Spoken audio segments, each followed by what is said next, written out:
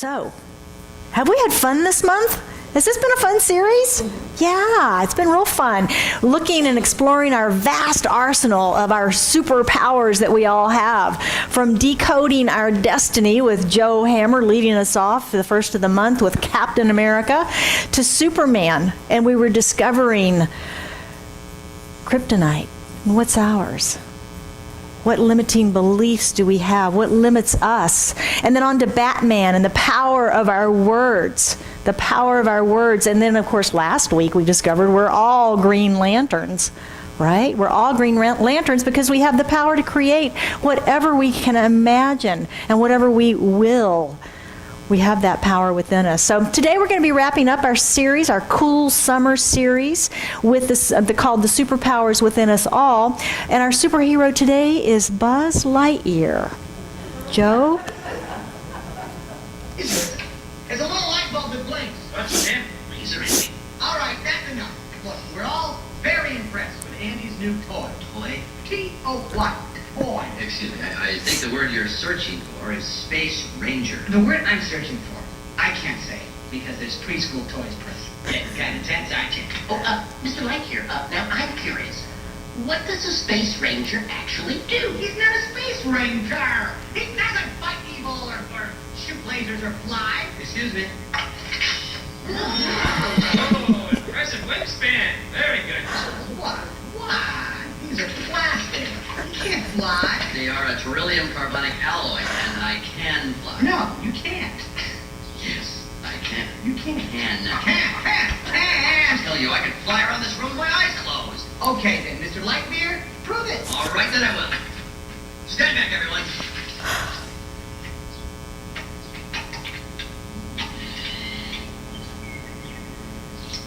To infinity and beyond.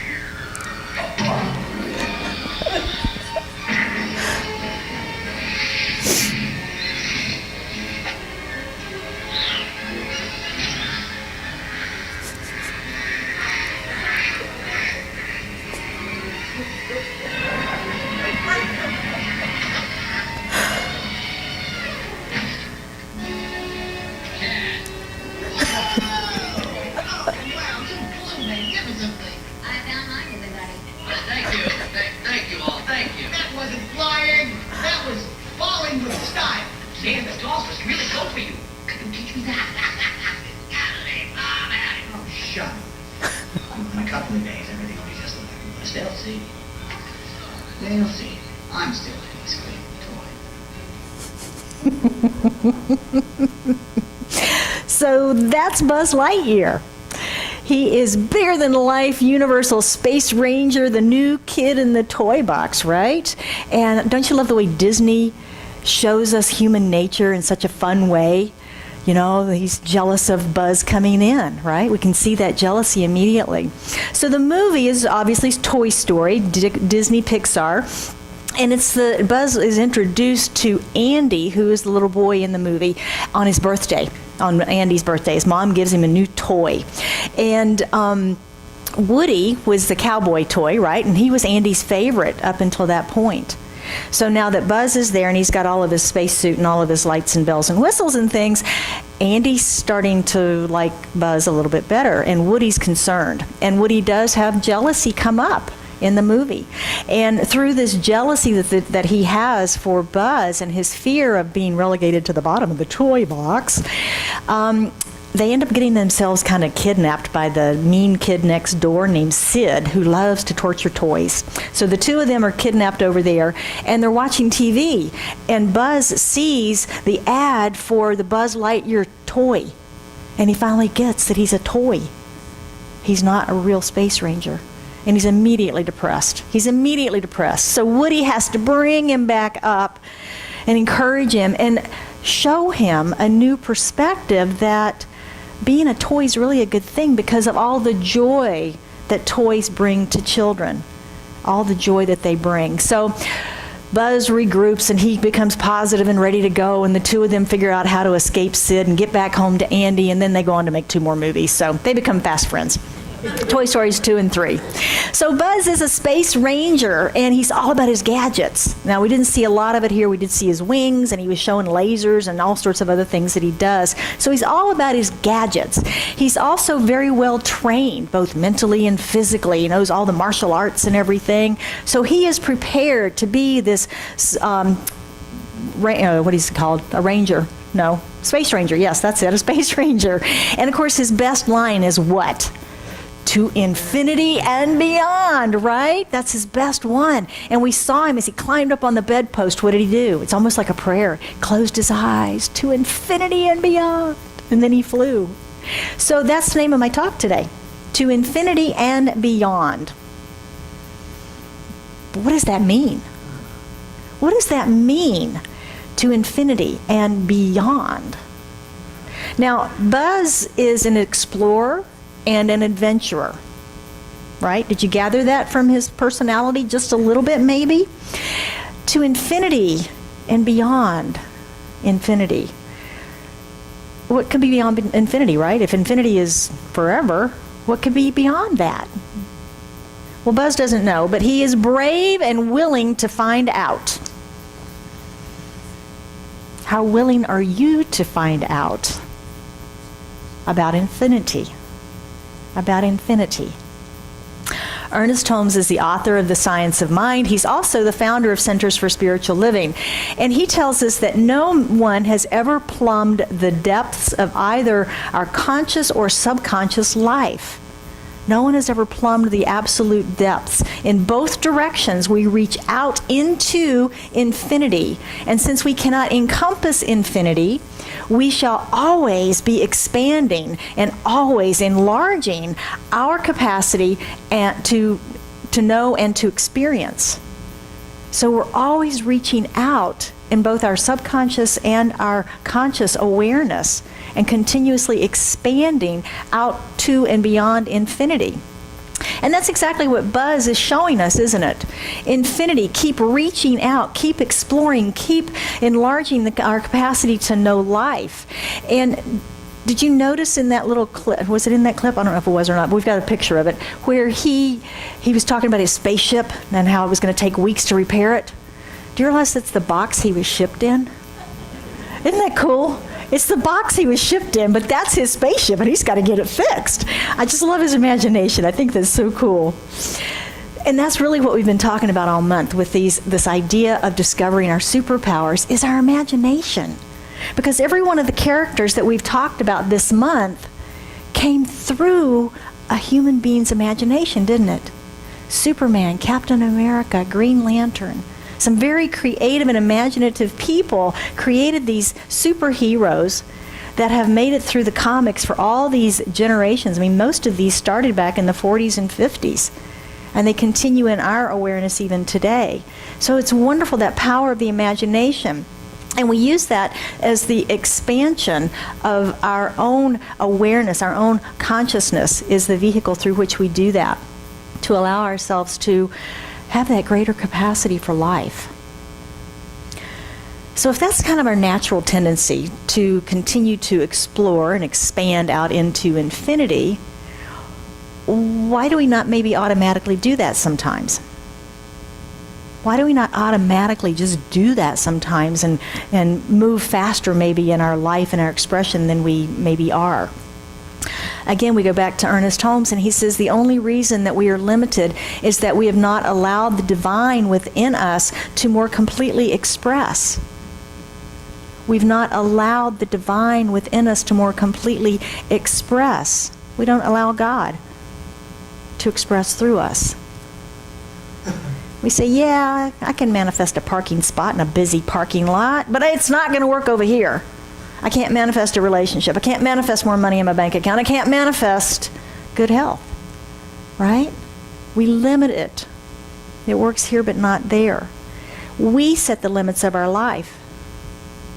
We set the limits of our life. How far we'll go, how deep we'll explore, how wide we'll go. Through our thinking, through our beliefs that we ultimately have. It's like we've been talking about that. We all have those God qualities that we come in with. but it's got that layer of our personal choices, our personal beliefs that sit on top of it, that all of that is filtered through. So we can't know infinity from our finite minds, can we? Have you ever thought about infinity? And do you reach a place where what's next? Infinity just keeps on going. It's hard for us in our human mind, in our finite human mind, to imagine something that just goes on and on and on in distance with no end, no boundary, no edge. It's hard for us to wrap our minds around that. Time that never ends. We have a cycle, we have a clock that we have 24-hour markers on, but really time just keeps going on. And it's really hard for us to get our minds wrapped around that. Science of Mind says that infinite is that which is beyond our human comprehension.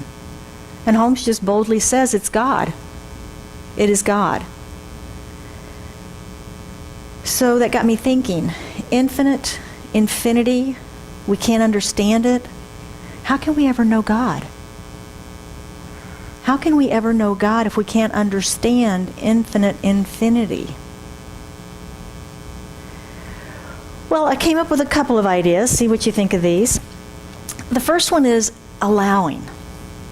This idea of allowing, like Holmes is saying, is that we don't allow Spirit to express through us because we are independent. We know what we're doing. We know how to control our lives, don't we? Anybody else a recovering control freak? But we do, right?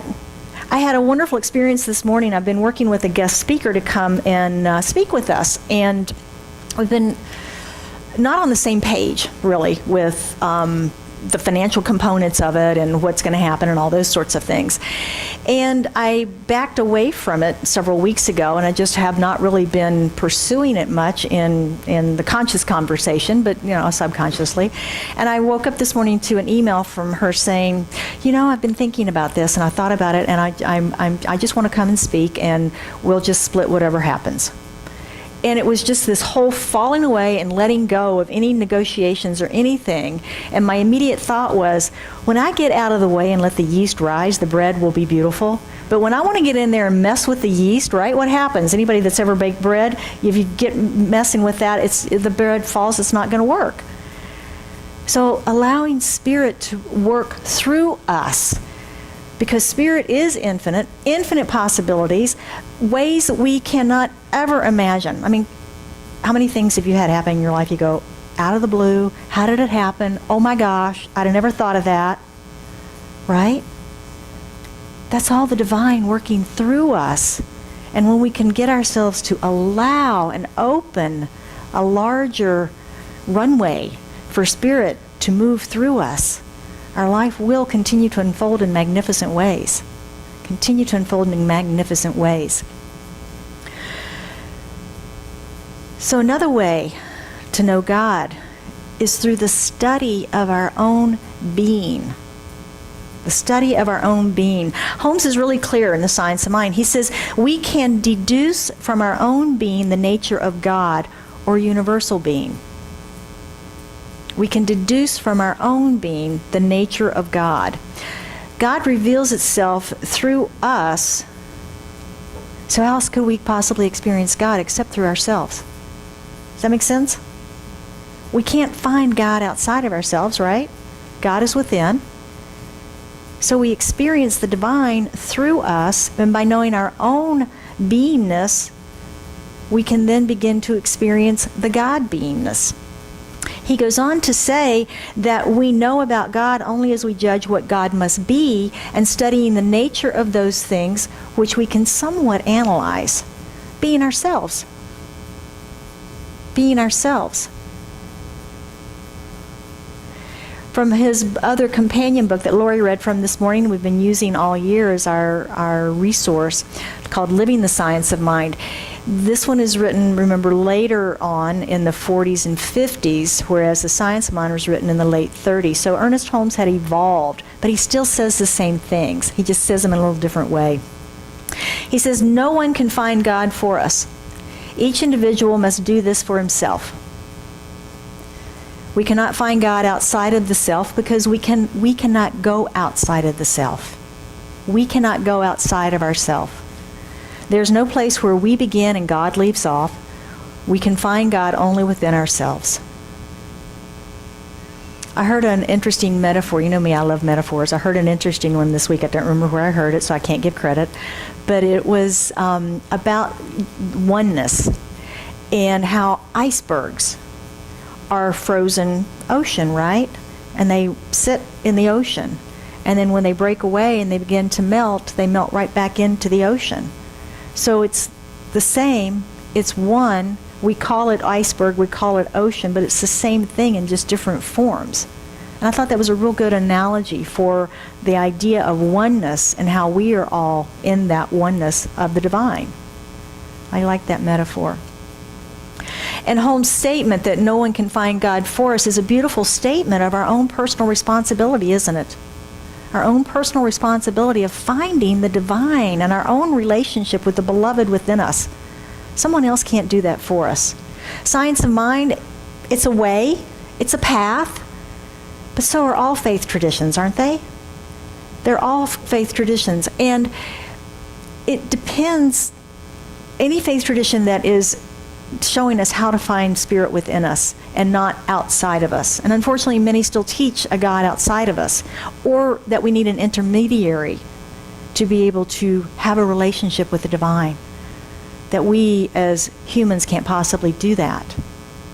So I don't agree with that, but my own personal experience is that, yes, my own personal relationship is the divine within and inside out.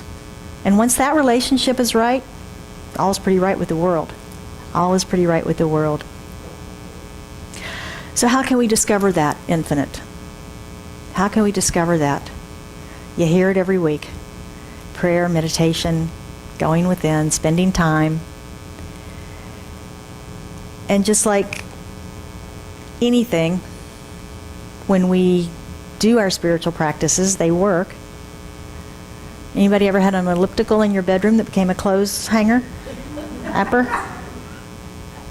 Yeah, we've all had that piece of exercise equipment that we didn't use. And the same is true of our spiritual practices, you know? If we don't use them, they aren't going to work for us. We have to take an active role in that. So this month, we have been looking at a lot of fantasy and fantastic characters, superpowers, supernatural, superheroes. A lot of imagination, right? A lot of storytelling, a lot of story making up. Anybody else make up stories besides me? Yeah. Make up stuff in your head when stuff happens. You may or may not know what really is going on, but something happens and you go, whoa, that must be what that is. Oh my gosh. And then off we go. Well, I had a wonderful opportunity of story making upping this week.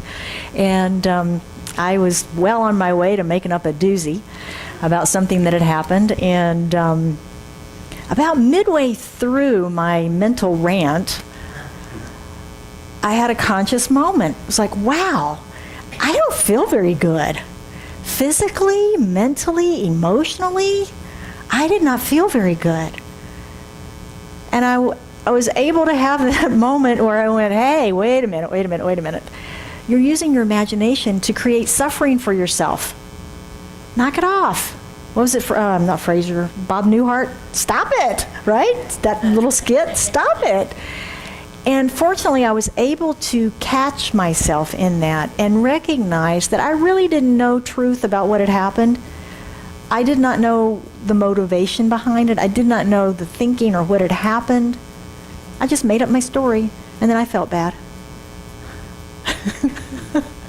Right? This is funny. So I was able to pull it back around. I was able to do my own prayer meditation work and let go and allow and wait and get myself into a centered, more clear place that when I did hear finally what had happened, I was very centered and very grounded. And it turns out to be just a miscommunication, right? Aren't they usually a miscommunication? But how many wars and battles and family arguments and who knows what else are created from that conflict of that story making upping? It's not a word, I know. But we do that. So can we back up and realize we're creating our own suffering? Our own suffering. That's a lot like a Buddhist concept. We're creating our own suffering through the use of our imagination. It is a power for good. Use it as such. Use it to create stories that make you feel better, make you feel uplifted, empowered. And that was my lesson for me on this was, don't tell yourself disempowering stories. Tell yourself empowering stories. Empowering stories. So how about you? You've been here all month. You've heard about all the superheroes. Are you ready? Are you ready to experience life differently? To access your superpowers? To expand your experience of life, of joy? Hello? Are you awake? Do we need coffee?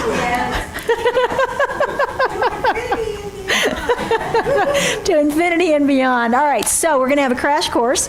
There is a test. No, just kidding. I want to go back and review what we've talked about all month because we had some pretty good points, I thought, about our superpowers that we all have. And you do, each and every one, have these superpowers of spirit within you. With spirit, all things are possible. We know that. We've all heard that. And it's so very, very true. So did you put Captain America up for me? You did. But you don't have your principles in? No, I need one. You didn't give them to me. Shed the masks. Shed the masks. What did that mean, Joe? Shed the mask means take off that mask that you need to be something that others think you should be. Oh. Who you want to be. Good point. All right. Number 2. We're getting paid for this. Yeah, you are. Focus. Practice the 80-20 rule. Practice the 80-20 rule. And I'm assuming that was if you focus 20% of the time, 80% of your life is going to be awesome. Yes. Be mindful of debilitating thoughts. Well, we were just talking about that, right? Being mindful of debilitating thoughts. So full circle on getting started with Captain America. And never doubt how truly awesome you are. I don't doubt how truly awesome you are.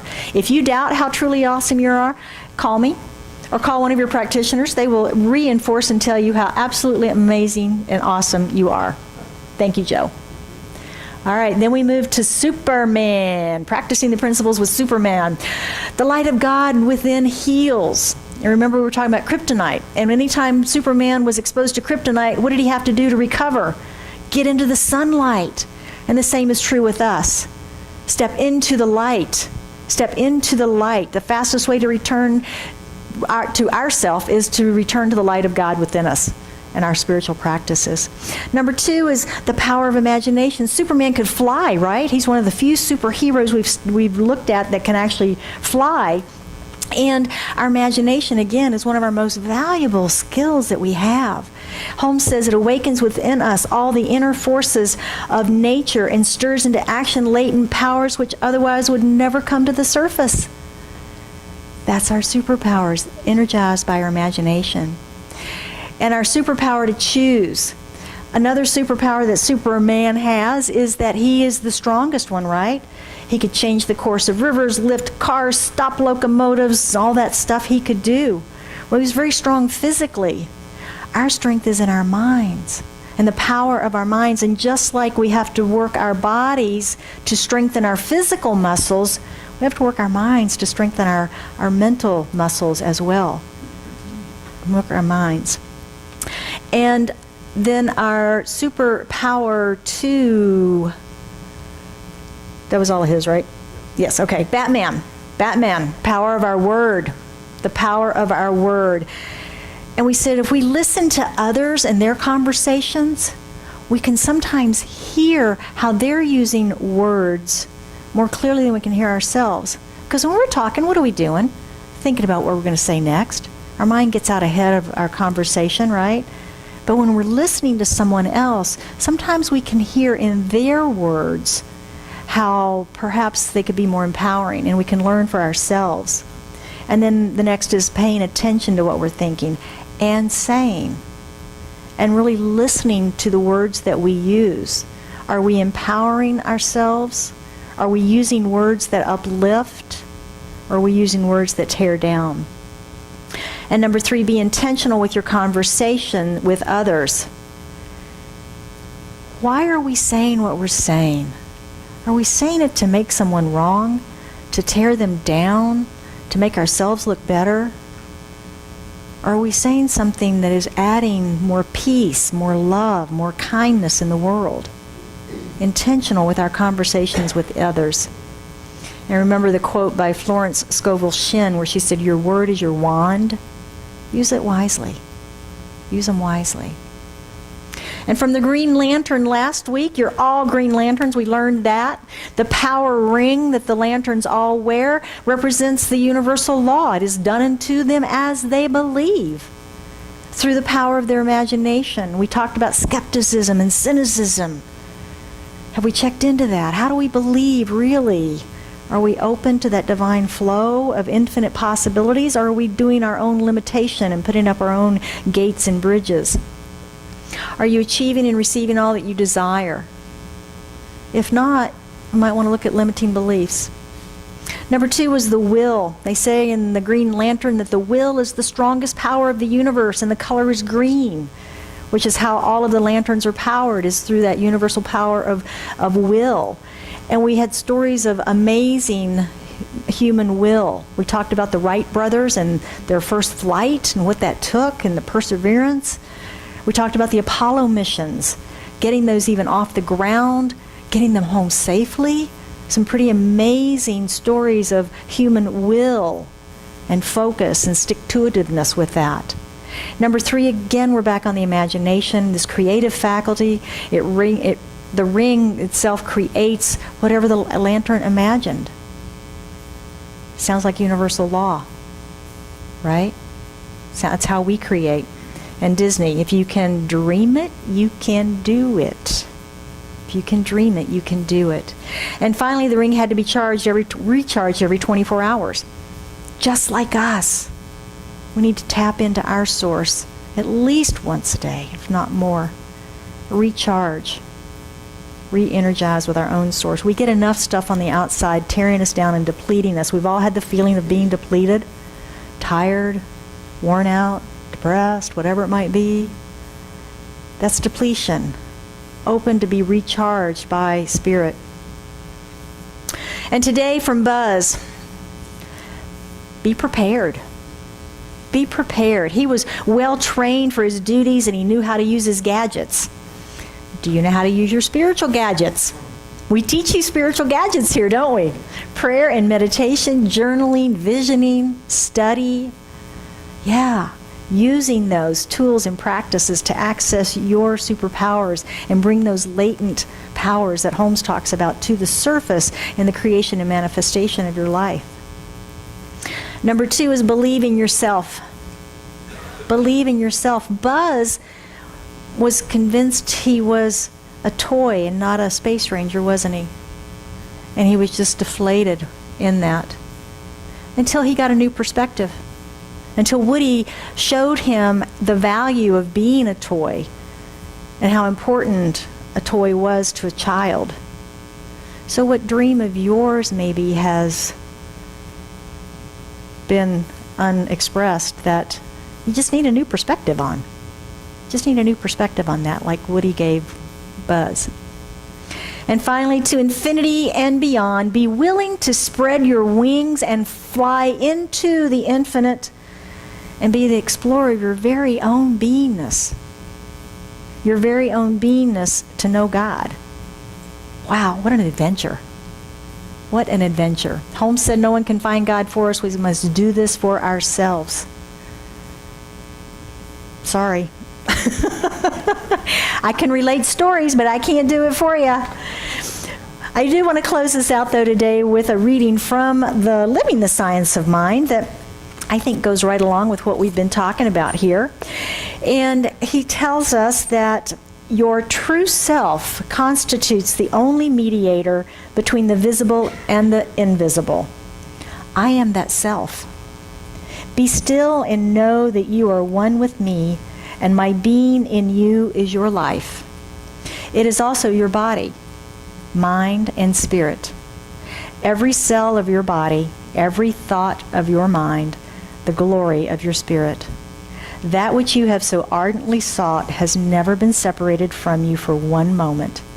My desire within you to be expressed has been the motivating power, impelling and compelling you evermore to reach out, on, and up to infinity and beyond. So we are blessed with these gifts of superpowers.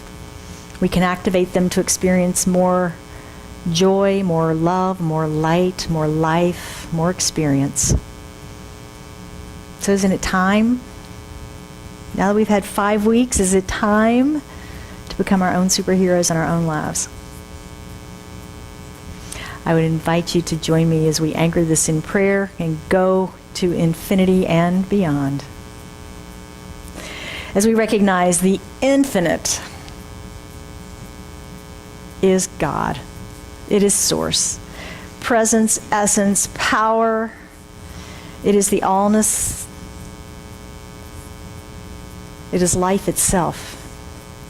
It is love and wisdom, intelligence, creativity, peace, and we are that which it is as a manifestation of it, as that which is in the all. We are infused with that same God DNA, that same power and presence on a smaller scale, perhaps, but we still are that which God is, in form, in expression.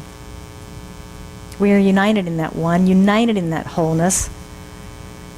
God in us, as us, through us, expressing,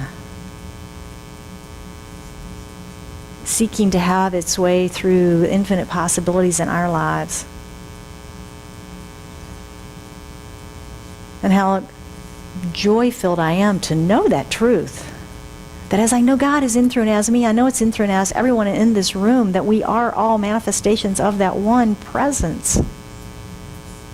So from that place of knowingness, I speak my word for and about each of us, knowing, claiming, and accepting our expansion, exploration of the divinity that resides within us. As we open ourselves to those infinite and divine possibilities of our lives, releasing anything that limits us from having that full experience. Just as Buzz stood on the bedpost and said, "To infinity and beyond," and leapt with great confidence, we leap into the infinite and into the divine in this moment. And I know for anyone that has anything on their heart today that they seek extra prayer support around, we lift that now into this moment of prayer, into this sacredness, knowing, claiming, and accepting on behalf of each one the full and perfect manifestation of right action in, through, and as them, as their life, in the fulfillment of that, whatever it might be. It is healed, it is whole, it is perfect, complete. Clarity is revealed, abundance rains down. Whatever the need, it is met. And it is with great gratitude that I speak this word in the knowingness and the affirmation of this truth, the acceptance of it. As I just let it go, I let it be, I place it into the activity of mind, knowing that it is already done in the mind of God, and we just await its full expression in and through our lives now. We are so blessed, and we affirm together, and so it is.